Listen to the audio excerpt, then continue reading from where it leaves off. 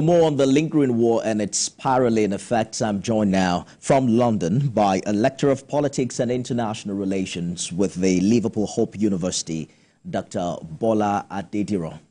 Dr. Adediran, with the many travel advisories we are hearing about, it does seem that the fear of Iran is the beginning of wisdom, not only for Israel, but even the United States. In some respects, yes, because the Iranian regime have threatened to punish Israel, and at the moment there are concerns that there could be direct aid on Israel, but that could be any part of Israel. So these are precautionary steps in many respects, and I think that. The larger concern, as you have mentioned in your report, is the possibility of escalation. Of course, if Iran wants to de-escalate, it has a number of options that it can take rather than directly hit Israel.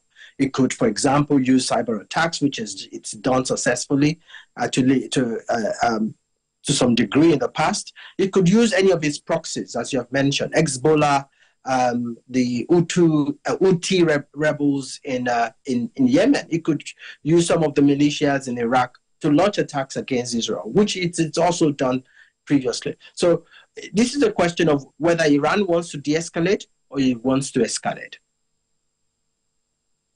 To have said the evil regime must be punished. It's unclear what form this reprisal attack would take. But like you said, Hezbollah has been quite successful in many of its attacks against Israel. Perhaps that's an easy one to use. It doesn't sound like an empty threat, but the Israeli Minister of Foreign Affairs also has responded on social media to Ayatollah's comment saying that if Tehran attacks from its territory, Israel would react and attack in Iran. Do you foresee the conflict escalate significantly, after Israel's attack on the Iranian consulate in Syria? I fear that there is a possibility that there would be an escalation of the already tense sort of situation within the Middle East. Don't forget that this is not the first time that Israel has assassinated Iranian officers. In December 2020, last year, December of 22nd last year, top Iranian officers were killed in Syria. So what is special about this, or what is different about this particular attack, is because it's happened and it was a direct hit on Iranian consulate in Damascus, right? Mm-hmm. And it's also, there was also an attempt also on the sort of the military attaché complex in Syria. So and the rules of diplomatic engagement, some of the rules that govern diplomatic exchanges consider, obviously, that those complexes, Iranian consulates, are Iranian territories. And so there is a sense in which this is very unprecedented. The question, as you have mentioned, is the extent to which Iran wants to escalate. Iran, obviously, in those past examples of attacks on its officers and its and members of its the military, has not directly escalated the issues. It's used its proxies. It's engaging in rhetoric, but not backed it up. If it doesn't do it this time around, it will look weak, and that is where the problem is. So one unnamed official did say that the attack could include more than 100 drones, dozens of cruise missiles, and perhaps ballistic missiles as well, and will be aimed at military targets in Israel. The Israeli Prime Minister have also responded, saying that his government is ready to meet any security challenge. But no one is talking about an attack on civilian population like what we saw on October 7th. Do you think Israel is more prepared? Perhaps a terrorist organization wants to take advantage of this? Well, yes, definitely. Even though the Prime Minister, Benjamin Netanyahu, was not reportedly informed by senior military officers when the attack against the Iranian consulate was planned and executed, I believe that Israel is absolutely ready for the possibility of an attack. And that's why, for instance, it's decided that even if the attack were not to be a direct hit on its territory, it's informed and it's advised members of its consulates or diplomatic corps across the world to take extra caution. But what I think would happen is that even if, and let us be clear, Iran does have the military capability to hit Israel directly. It has cruise missiles, it has long-range missiles and medium-range missiles that can get to Israel's territory.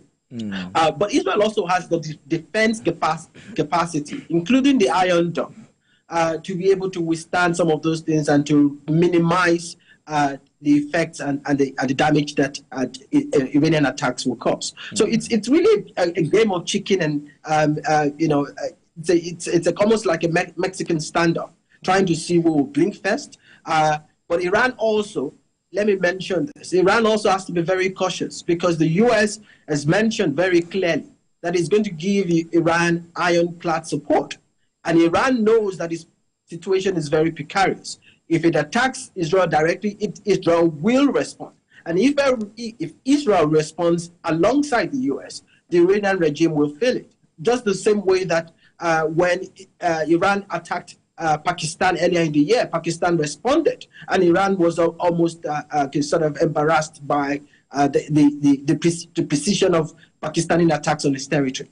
It's hard to tell if the U.S. can be considered an unbiased influence here. The U.S. Secretary of State has already spoken with foreign ministers of China, Saudi Arabia, and Turkey to argue that further escalation is not in anyone's interest. But no one is also talking about why Israel attacked Iran's consulate in the first place. Absolutely. And I think that this is where, the international community ought to have done something a bit more. I mean, as I've said before, Iran's military officials, top military officials, have been assassinated for a long time, for more than a decade. In fact, Iran nuclear scientists have been assassinated previously. But this is very unusual because it breaks every norm of diplomatic, the rules of diplomatic engagement across the world. You don't attack a country's consulate, as we saw when the diplomatic spat between Ecuador and Mexico just a couple of weeks ago, that these things are the bedrock of international diplomacy. And when you begin to attack another country's consulate, then I expect that the international community ought to have at least condemned that kind of attack. Indeed. And I think the Iranian did also mention it, that there was an expectation that the UN Security Council ought to have passed a resolution or passed a strong message, condemning the attack from Israel. So in some ways, the quietness and the silence of the international community has also sort of added foil to this fire.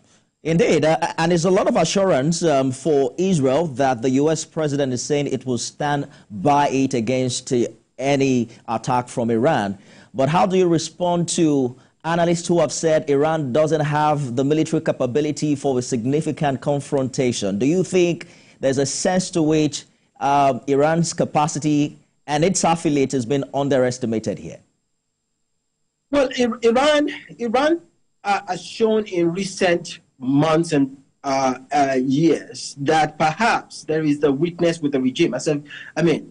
One of the clearest examples was when it attacked Pakistan, and the kind of retributory response from Pakistan also almost shocked it. So in some ways, we are seeing weaknesses within the regime. And don't also forget that over a couple of months or years ago, the Iranian regime itself was under a lot of pressure internally. What I suspect is that Iran has to do something. It recognizes that it has to do something, but it also recognizes that it's in a very difficult state where if it escalates beyond what allows them to save face, it might come under serious pressure from the U.S., and from Israel, and that would definitely not be something that it wants. It doesn't obviously want to threaten the regime in any way, and that has to be something that it figures in their calculation. Dr. Bola Adediran is a lecturer of politics and international relations with the Liverpool Hope University. Thank you for talking to us. Thank you for having me.